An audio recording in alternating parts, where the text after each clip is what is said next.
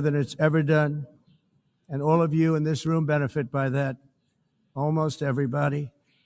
And importantly, workers' wages are rising at the fastest pace in more than 60 years. And that's what it's all about, isn't it? In 4 years of President Biden, we had less than $1 trillion of new investment into the United States. In just 8 months since I took office, we have secured commitments and money already paid for $17 trillion. Think of it, 4 years, less than $1 trillion, 8 months, much more than $17 trillion is being invested in the United States, and it's now pouring in from all parts of the world. We've implemented the largest tax cuts in American history and the largest regulation cuts in American history, making this once and again the best country on earth to do business. And many of the people in this room are investing in America, and it's turned out to be an awfully good investment during this 8-month period. In my first term, I built the greatest economy in the history of the world. We had the best economy ever, history of the world. And I'm doing the same thing again, but this time it's actually much bigger and even better. The numbers far surpass my record-setting first term. On our southern border, we have successfully repelled a colossal invasion. And for the last 4 months, and that's 4 months in a row, the number of illegal aliens admitted and entering our country has been 0. Hard to believe, because if you look back just a year ago, it was millions and millions of people pouring in from all over the world, from prisons, from mental institutions, drug dealers. All over the world they came. They just poured into our country with the ridiculous open border policy of the Biden administration. Our message is very simple. If you come illegally into the United States, you're going to jail, or you're going back to where you came from, or perhaps even further than that. You know what that means. I want to thank the country of El Salvador for the successful and professional job they've done in receiving and jailing so many criminals that entered our country. And it was under the previous administration that the number became record-setting, and they're all being taken out. We have no choice. And other countries have no choice, because other countries are in the exact same situation with immigration. It's destroying your country, and you have to do something about it. On the world stage, America is respected again like it has never been respected before. You think about 2 years ago, 3 years ago, 4 years ago, or 1 year ago, we were a laughingstock all over the world. At the NATO summit in June, virtually all NATO members formally committed to increase defense spending at my request from 2% to 5% of GDP, making our alliance far stronger and more powerful than it was ever before. In May, I traveled to the Middle East to visit my friends and rebuild our partnerships in the Gulf and those valued relationships with Saudi Arabia, Qatar, and the UAE and other countries are now, I believe, closer than ever before. My administration has negotiated one historic trade deal after another, including with the United Kingdom, the European Union, Japan, South Korea, Vietnam, Indonesia, the Philippines, Malaysia, and many, many others. Likewise, in a period of just 7 months, I have ended 7 unendable wars. They said they were unendable. You're never going to get them solved. Some were going for 31 years, 2 of them, 31, think of it, 31 years. One was 36 years. One was 28 years. I ended 7 wars. And in all cases, they were raging with countless thousands of people being killed. This includes Cambodia and Thailand, Kosovo and Serbia, the Congo and Rwanda, a vicious, violent war that was, Pakistan and India, Israel and Iran, Egypt and Ethiopia, and Armenia and Azerbaijan. It included all of them. No president or prime minister, and for that matter, no other country has ever done anything close to that. And I did it in just 7 months. It's never happened before. There's never been anything like that. I'm very honored to have done it. It's too bad that I had to do these things instead of the United Nations doing them. And sadly, in all cases, the United Nations did not even try to help in any of them. I ended 7 wars, dealt with the leaders of each and every one of these countries, and never even received a phone call from the United Nations offering to help in finalizing the deal.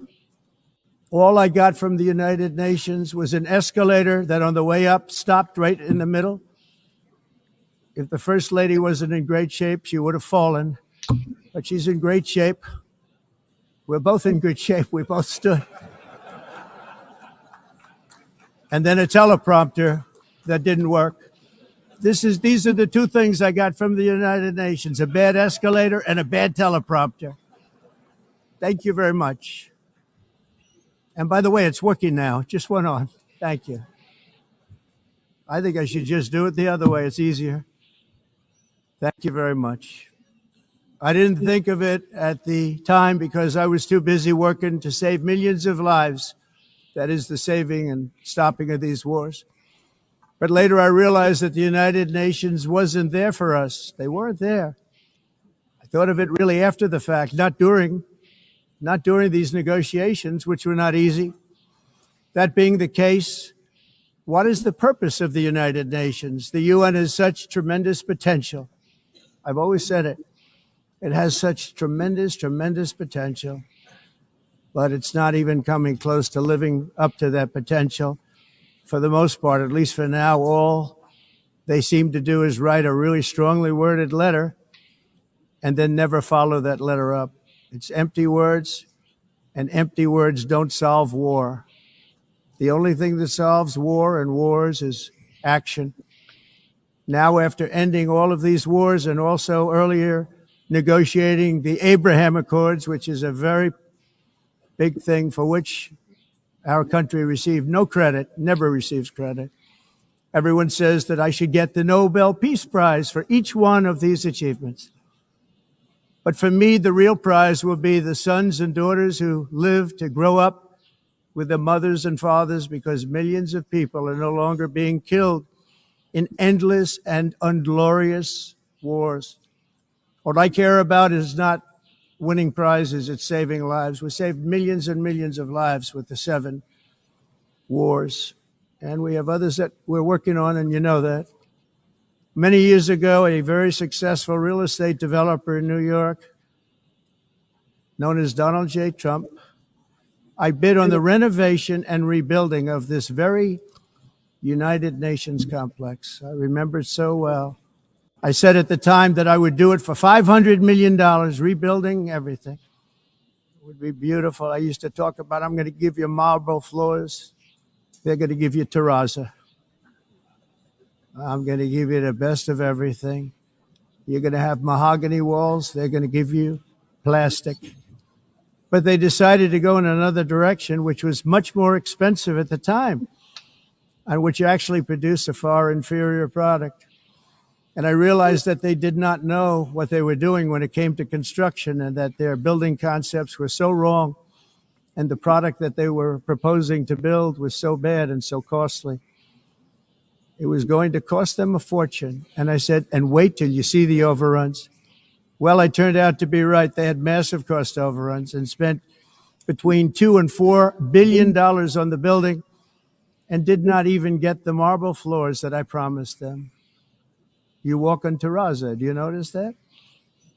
As far as I'm concerned, frankly, looking at the building and getting stuck on the escalator, they still haven't finished the job.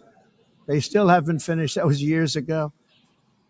The project was so corrupt that Congress actually asked me to testify before them on the tremendous waste of money, because it turned out that they had no idea what it was, but they knew it was anywhere between $2 and $4 billion as opposed to $500 million with a guarantee. But they had no idea, and I said it cost much more than $5 billion.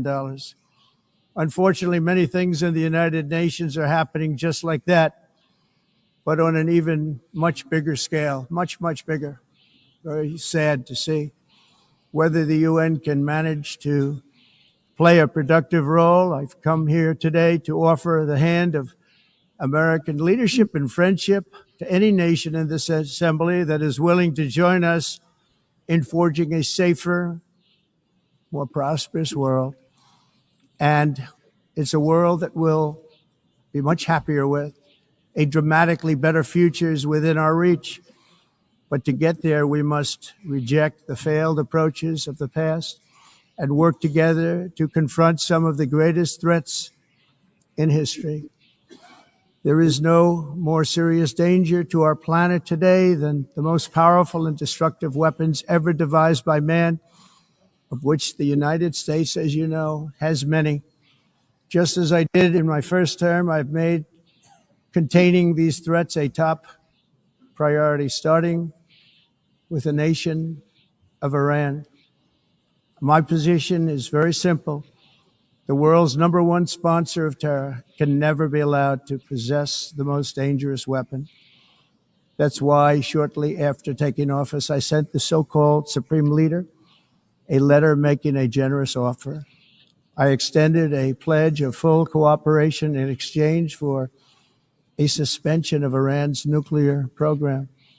The regime's answer was to continue their constant threats to their neighbors and U.S. interests throughout the region and some great countries that are right nearby.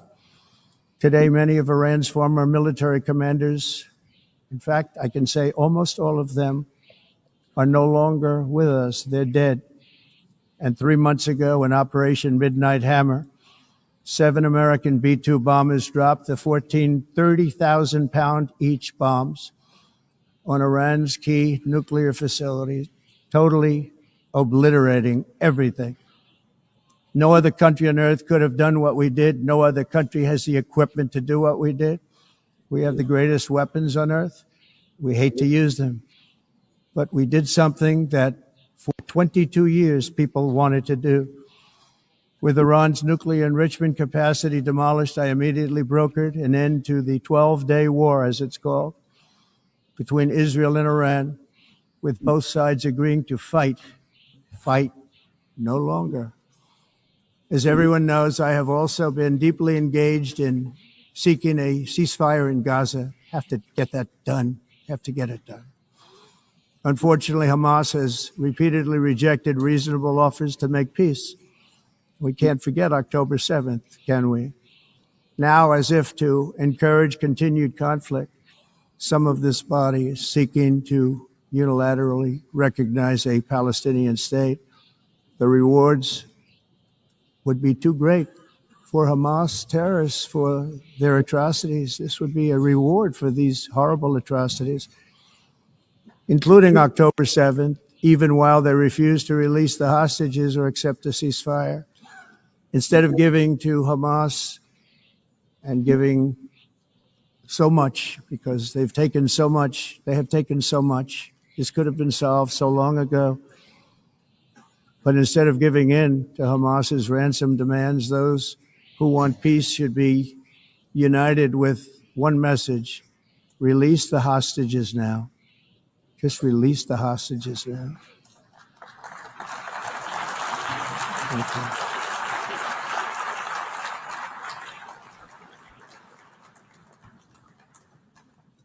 Thank you. As we have got to come together, and we will come together, got to get it done. We have to stop the war in Gaza immediately. We have to stop it. We have to get it done. We have to negotiate, immediately have to negotiate peace. We got to get the hostages back. We want all 20 back. We don't want 2 and 4. As you know, I got, along with Steve Witkoff and others that helped us, Marco Rubio, we got most of them back. We were involved in all of them. But I always said the last 20 are going to be the hardest, and that's exactly what happened. We have to get them back now. We don't want to get back 2, and then another 2, and then 1, and then 3. have this process. No, we want them all back, and we want the actually 38 dead bodies back too. Those parents came to me and they want them back, and they want them back very quickly and very badly, as though they were alive. They want them. They want them every bit as much as if their son or daughter were alive. I've also been working relentlessly, stopping the killing in Ukraine. I thought that would be, of the 7 wars that I stopped, I thought that would be the easiest because of my relationship with President Putin, which had always been a good one. I thought that was going to be the easiest one. But, in war, you never know what's going to happen. There are always lots of surprises, both good and bad. Everyone thought Russia would win this war in 3 days, but it didn't work out that way. It was supposed to be just a quick little skirmish. It's not making Russia look good. It's making them look bad. No matter what happens from here on out, this was something that should have taken a matter of days, certainly less than a week. And they've been fighting for 3.5 years and killing anywhere from 5,000 to 7,000 young soldiers, mostly soldiers, on both sides every single week, from 5,000 to 7,000 dead young people, and some in cities, much smaller numbers, where rockets are shot, where drones are dropped. This war would never have started if I were president. This was a war that should have never happened. It shows you what leadership is, what bad leadership can do to a country. Look what happened to the United States, and look where we are right now in just a short period of time. The only question now is how many more lives will be needlessly lost on both sides. China and India are the primary funders of the ongoing war by continuing to purchase Russian oil. But inexcusably, even NATO countries have not cut off much Russian energy and Russian energy products, which, as you know, I found out about 2 weeks ago, and I wasn't happy. Think of it. They're funding the war against themselves. Who the hell ever heard of that one? In the event that Russia is not ready to make a deal to end the war, then the United States is fully prepared to impose a very strong round of powerful tariffs, which would stop the bloodshed, I believe, very quickly. But for those tariffs to be effective, European nations, all of you are gathered here right now, would have to join us in adopting the exact same measures. I mean, you're much closer to this. We have an ocean in between. You're right there. And Europe has to step it up. They can't be doing what they're doing. They're buying oil and gas from Russia while they're fighting Russia. It's embarrassing to them. And it was very embarrassing to them when I found out about it, I can tell you that. They have to immediately cease all energy purchases from Russia. Otherwise, we're all wasting a lot of time. So I'm ready to discuss this. We're going to discuss it today with the European nations, all gathered here. I'm sure they're thrilled to hear me speak about it, but that's the way it is. I like to speak my mind and speak the truth. As we seek to reduce the threat of dangerous weapons today, I'm also calling on every nation to join us in ending the development of biological weapons once and for all. And biological is terrible, and nuclear is even beyond, and we include nuclear in that. We want to have a cessation of the development of nuclear weapons. We know, and I get to view it all the time. Sir, would you like to see? And I look at weapons that are so powerful that we just can't ever use them. If we ever use them, the world literally might come to an end. There would be no United Nations to be talking about. There would be no nothing. Just a few years ago, reckless experiments overseas gave us a devastating global pandemic. Yet despite that worldwide catastrophe, many countries are continuing extremely risky research into bioweapons and man-made pathogens. This is unbelievably dangerous. To prevent potential disasters, I'm announcing today that my administration will lead an international effort to enforce biological weapons convention, which is going to be meeting with the top leaders of the world by pioneering an AI verification system that everyone can trust. Hopefully the UN can play a constructive role, and it will also be one of the early projects under AI. Let's see how good it is, because a lot of people are saying it could be one of the great things ever, but it also can be dangerous, but it can be put to tremendous use and tremendous good, and this would be an example of that. Not only is the UN not solving the problems it should too often, it's actually creating new problems for us to solve. The best example is the number one political issue of our time, the crisis of uncontrolled migration. It's uncontrolled. Your countries are being ruined. The United Nations is funding an assault on Western countries and their borders. In 2024, the UN budgeted $372 million in cash assistance to support an estimated 624,000 migrants journeying into the United States. Think of that. The UN is supporting people that are illegally coming into the United States, and then we have to get them out. The UN also provided food, shelter, transportation, and debit cards to illegal aliens. Can you believe that? On the way to infiltrate our southern border. Millions of people came through that southern border. Just a year ago, millions and millions of people were pouring in, 25 million altogether over the 4 years of the incompetent Biden administration.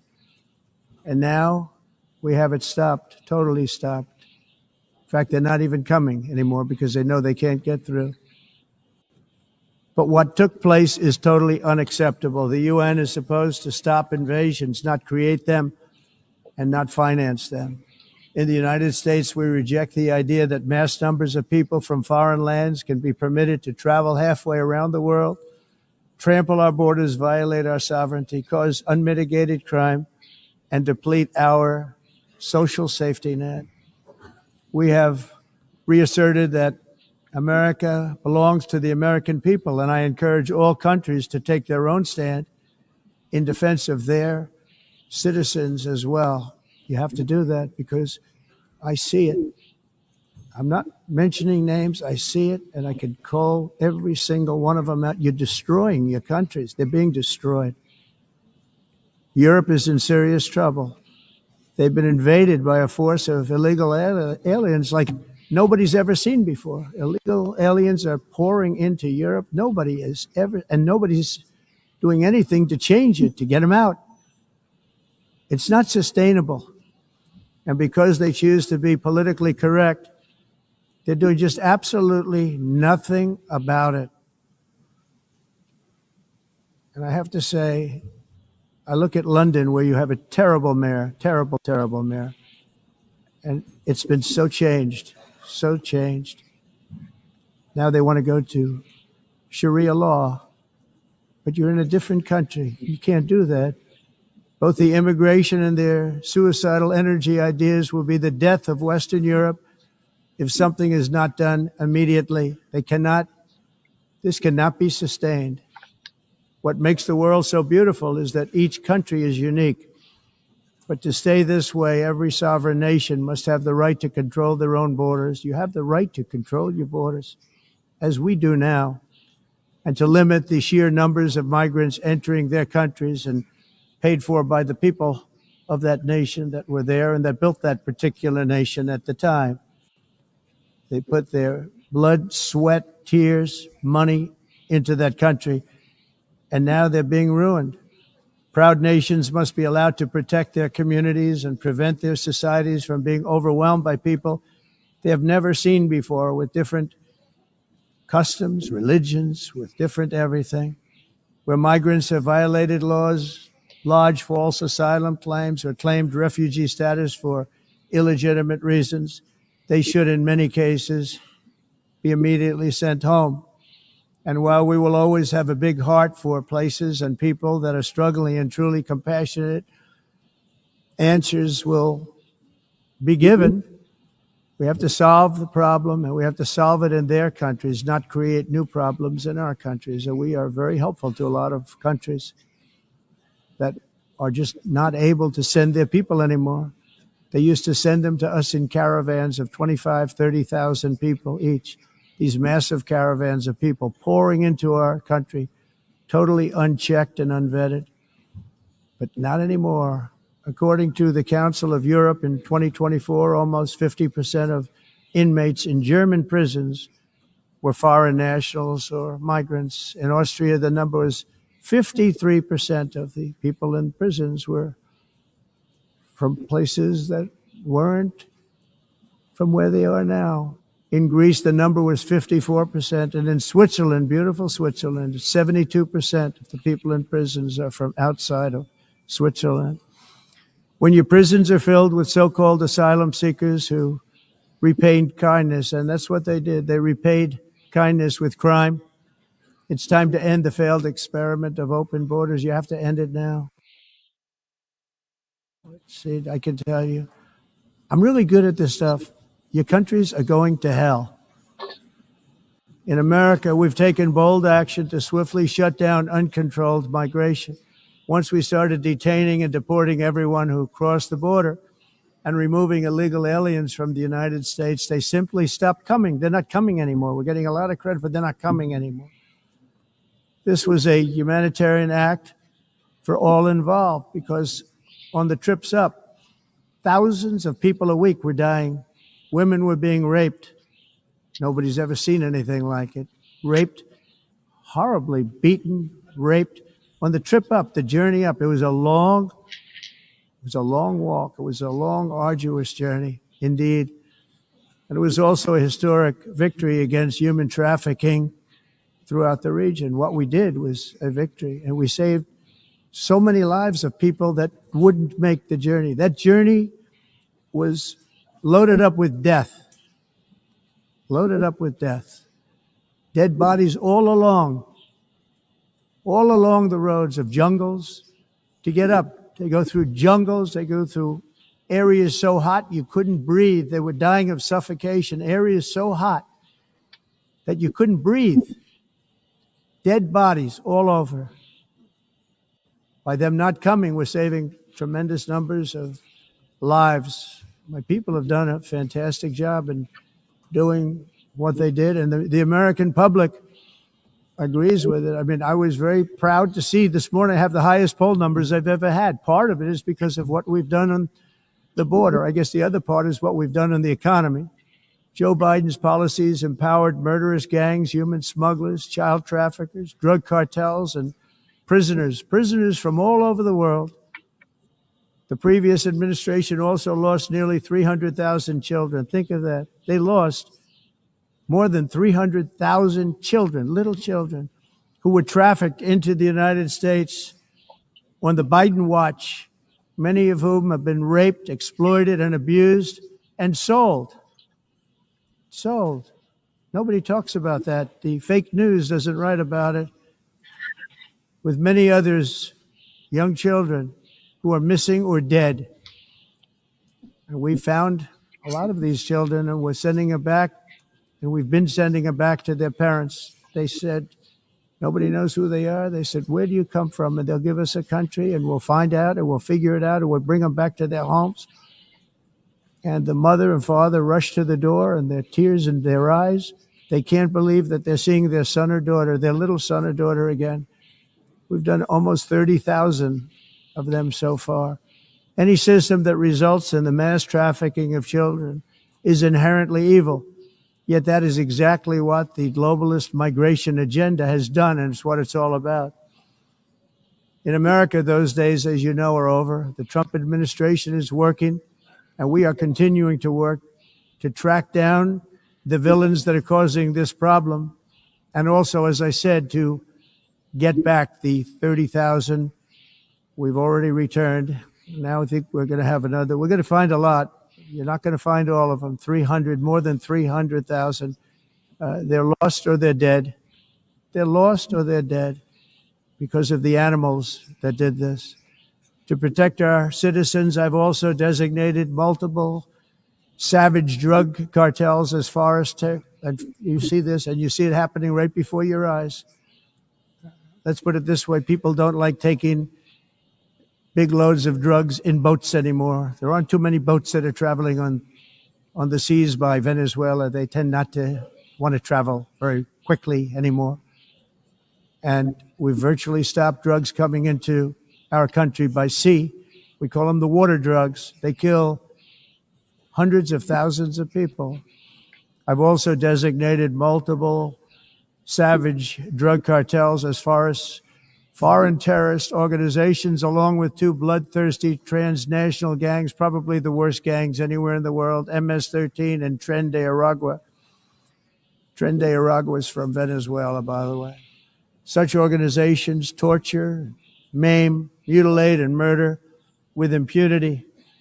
They're the enemies of all humanity. For this reason, we've recently begun using the supreme power of the United States military to destroy Venezuela terrorists and trafficking networks led by Nicolas Maduro. To every terrorist thug smuggling poisonous drugs into the United States of America, please be warned that we will blow you out of existence. That's what we're doing. We have no choice. Can't let it happen. They're destroying. I believe we lost 300,000 people last year to drugs, 300,000. Fentanyl and other drugs.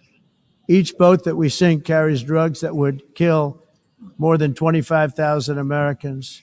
We will not let that happen.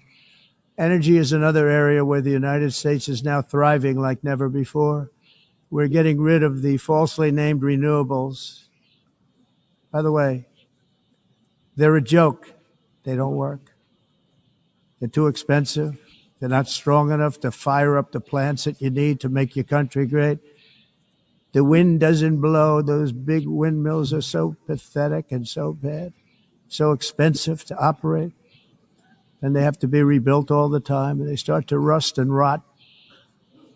Most expensive energy ever conceived, and it's actually energy. You're supposed to make money with energy, not lose money. You lose money, the governments have to subsidize. You can't put them out without massive subsidies.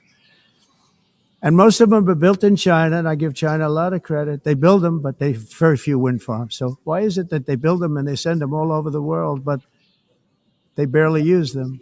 You know what they use? Coal. They use gas. They use almost anything, but they don't like wind. But they sure as hell like selling the windmills.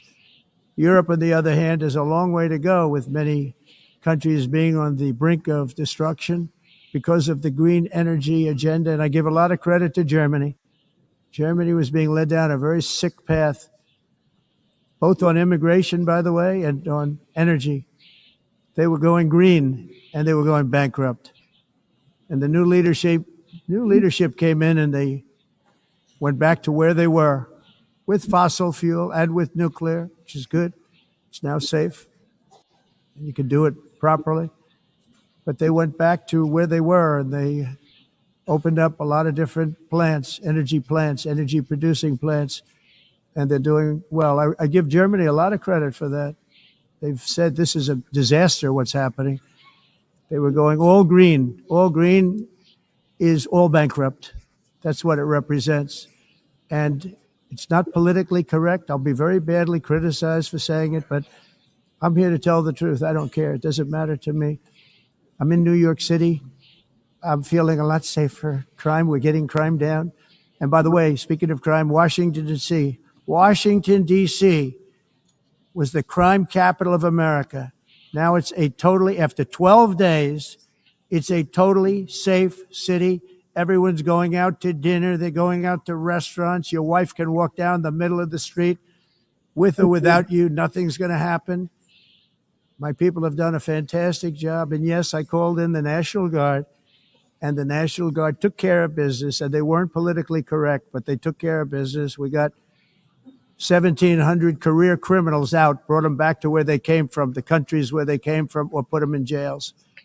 Washington, D.C. is now a totally safe city again, and I welcome you to come. In fact, we'll have dinner together at a local restaurant, and we'll be able to walk. We don't have to go by an armor-plated vehicle.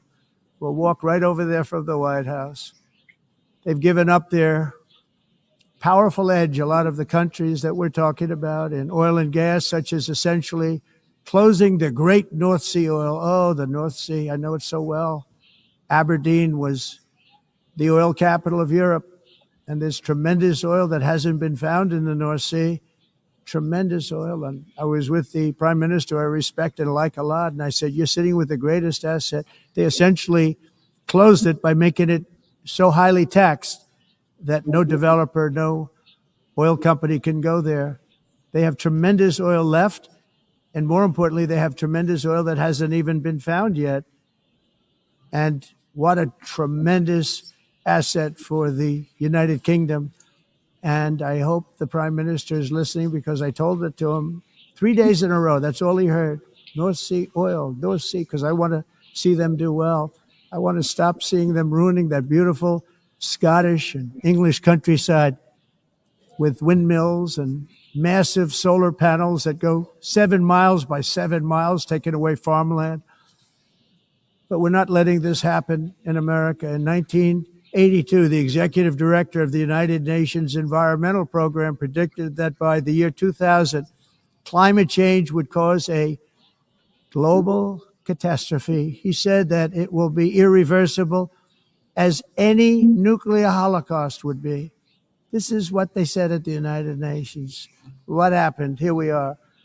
Another UN official stated in 1989 that within a decade, entire nations could be wiped off the map by global warming. Not happening.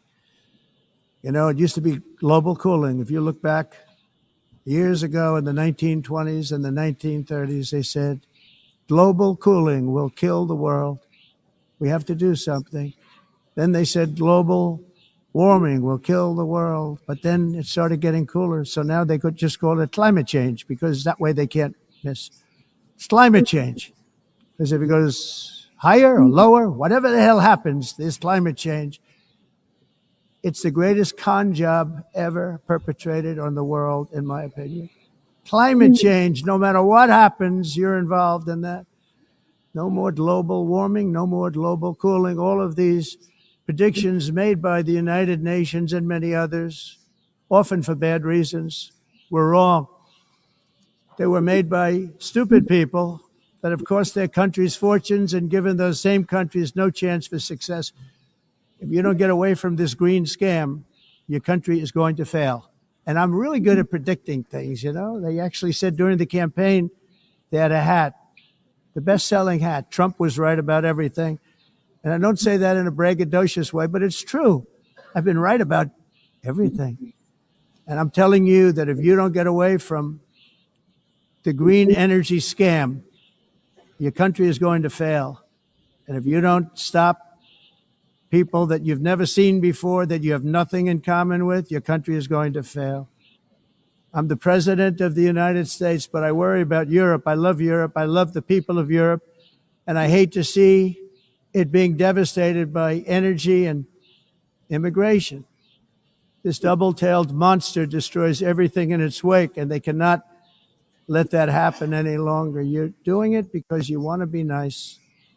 You want to be politically correct, and you're destroying your heritage. They must take control strongly and immediately of the unmitigated immigration disaster and the fake energy catastrophe before it's too late. The carbon footprint is a hoax made up by people with evil intentions, and they're heading down a path of total destruction. You know, the carbon footprint, it was a big, big thing a few years ago. I remember hearing about the carbon footprint, and then President Obama would get into Air Force One, a massive Boeing 747, and not a new one, an old one with old engines that spew everything into the atmosphere. He'd talk about the carbon footprint. We must do so. Then he'd get in and he'd fly from Washington to Hawaii to play a round of golf. And then he'd get back onto that big, beautiful plane and he'd fly back and he'd talk about, again, global warming and the carbon footprint. It's a con job. At extreme cost and expense, Europe reduced its own carbon footprint by 37%. Think of that. Congratulations, Europe. Great job. Cost yourself a lot of jobs, a lot of factories closed, but you reduced the carbon footprint by 37%. However, for all of that sacrifice and much more, it's been totally wiped out and then some by a global increase of 54%. much of it coming from China and other countries that are thriving around China, which now produces more CO2 than all the other developed nations in the world. So all of these countries are working so hard on the carbon footprint, which is nonsense, by the way. It's nonsense. You know, it's interesting.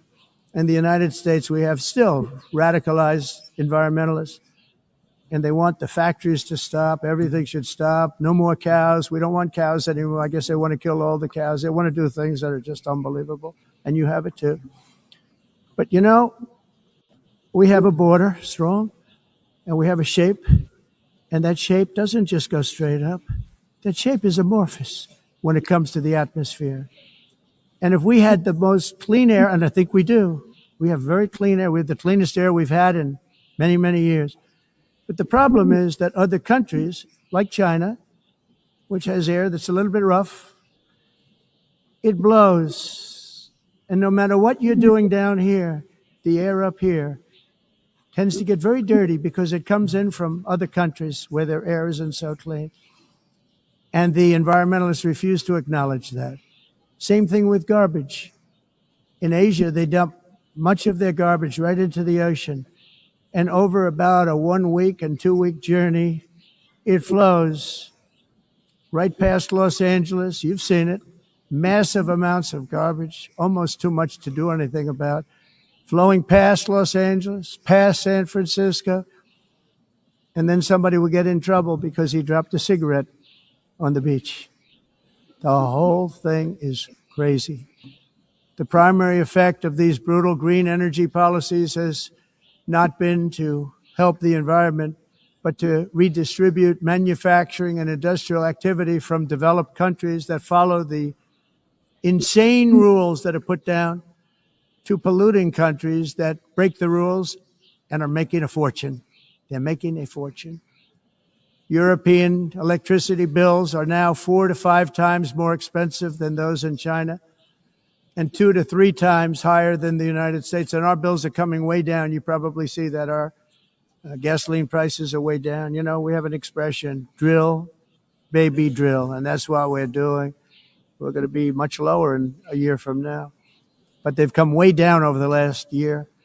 As a result, every air conditioner is like very uncommon to see one in some of these countries because the electric costs are so high. So while the U.S. has approximately 1,300 heat-related deaths annually, that's a lot, Europe loses more than 175,000 people to heat deaths each year because the costs are so expensive you can't turn on an air conditioner. What is that all about? That's not Europe. That's not the Europe that I love and know. All in the name of pretending to stop the global warming hoax. The entire globalist concept of asking successful industrialized nations to inflict pain on themselves and radically disrupt their entire societies must be rejected completely and totally, and it must be immediate. That's why in America I withdrew from the fake Paris Climate Accord, where, by the way, America was paying so much more than every country. Others weren't paying. China didn't have to pay until 2030. Russia was given an old standard that was easy to meet, 1990 standard. But for the United States, we're supposed to pay like $1 trillion. And I said, this is another scam. The fact is, the United States has been taken advantage of by the world for many, many years, but not any longer, as you probably noticed. I unleashed massive energy production and signed historic executive orders to hunt for oil, but we don't have to do much hunting because we have the most oil of any nation anywhere, oil and gas in the world. And if you add coal, we have the most of any nation in the world. Clean, I call it clean, beautiful coal. You can do things today with coal that you couldn't have done 10 years ago, 15 years. So I have a little standing order in the White House. Never use the word coal, only use the words clean, beautiful coal. Sounds much better, doesn't it? But we stand ready to provide any country with abundant, affordable energy supplies if you need them, when most of you do. We're proudly exporting energy all over the world. We're now the largest exporter. In the United States, we want trade and robust commerce with all nations, everybody. We want to help nations. We're going to help nations. But it must also be fair and reciprocal. The challenge with trade is much the same with climate. The countries that followed the rules, all their factories have been plundered. It's really sad to watch. They've been broken. They've been broken by countries that broke the rules. That's why the United States is now applying tariffs to other countries, and much as these tariffs were for many years applied to us, uncontrollably applied to us. We've used tariffs as a defense mechanism under the Trump administration, including my first term, where hundreds of billions of dollars in tariffs were taken in. And by the way, we had the lowest inflation, and now we have very low inflation. The only thing different is that we have hundreds of billions of dollars flowing into our country. But this is how we will ensure that the system works for everyone and is sustainable into the future. We're also using tariffs to defend our sovereignty and security throughout the world, including against nations that have taken advantage of former U.S. administrations for decades, including the most corrupt, incompetent administration in history, the sleepy Joe Biden administration. Brazil now faces major tariffs in response to its unprecedented efforts to interfere in the rights and freedoms of our American citizens and others, with censorship, repression, weaponization, judicial corruption, and targeting of political critics in the United States. I have a little problem saying this because I must tell you, I was walking in and the leader of Brazil was walking out. We saw him and I saw him, he saw me, and we embraced. And then I'm saying, can you believe I'm going to be saying this in just 2 minutes? But we actually agreed that we would meet next week. We didn't have much time to talk, like about 20 seconds. They were in retrospect, I'm glad I waited because this thing didn't work out too well. But we did talk. We had a good talk, and we agreed to meet next week, if that's of interest. But he seemed like a very nice man, actually. He liked me, I liked him. But if you, and I only do business with people I like. When I don't like them, I don't like them. But we had, at least for about 39 seconds, we had excellent chemistry. It's a good sign. But also in the past, Brazil, can you believe this, unfairly tariffed our nation, but now because of our tariffs, we are hitting them back, and we're hitting them back very hard. As president, I will always defend our national sovereignty and the rights of American citizens. So I'm very sorry to say this, that Brazil is doing poorly and will continue to do poorly. They can only do well when they're working with us. Without us, they will fail, just as others have failed. It's true. Next year, the United States will celebrate the 250th anniversary of our glorious independence, a testament to enduring power and American freedom and spirit. We will also be proudly hosting the 2026 FIFA World Cup, and shortly thereafter, the 2028 Olympics, which is going to be very exciting. I hope you all come.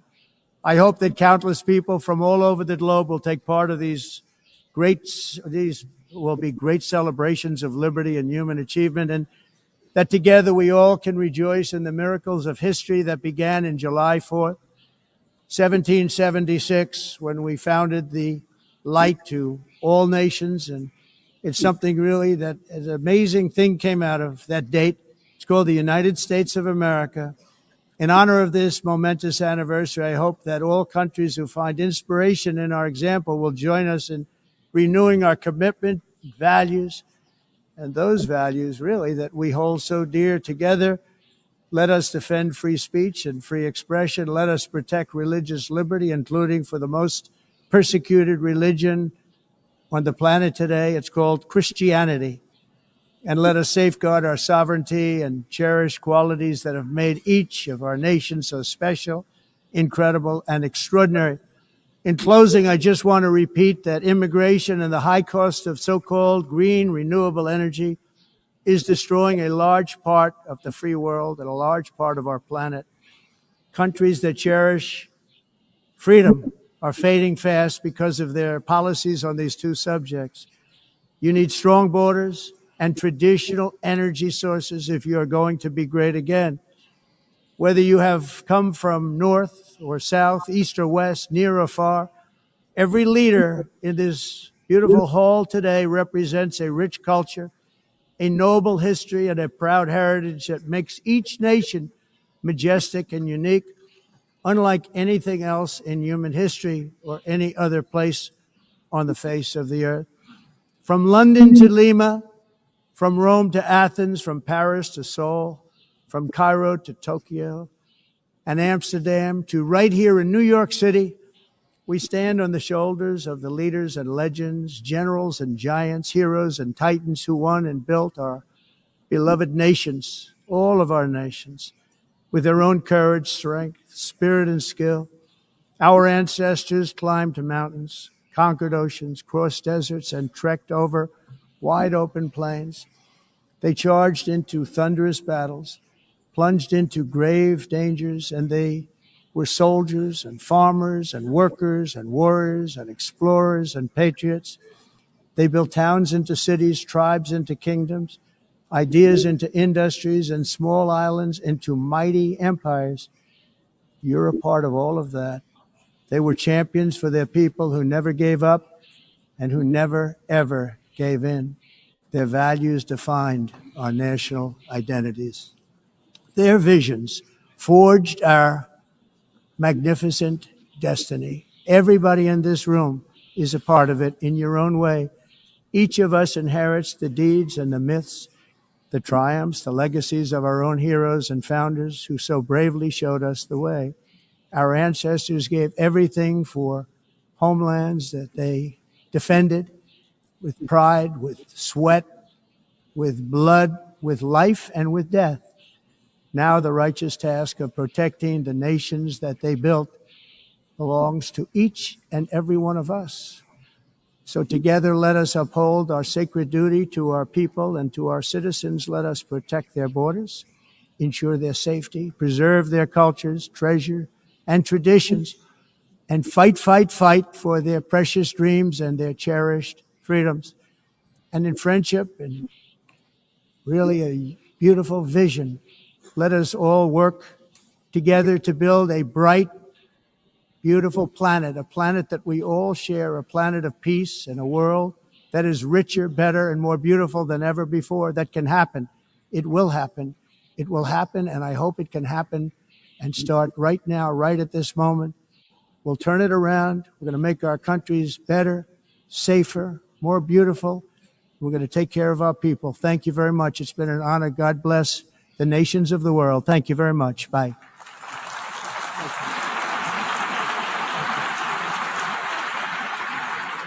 Thank you very much.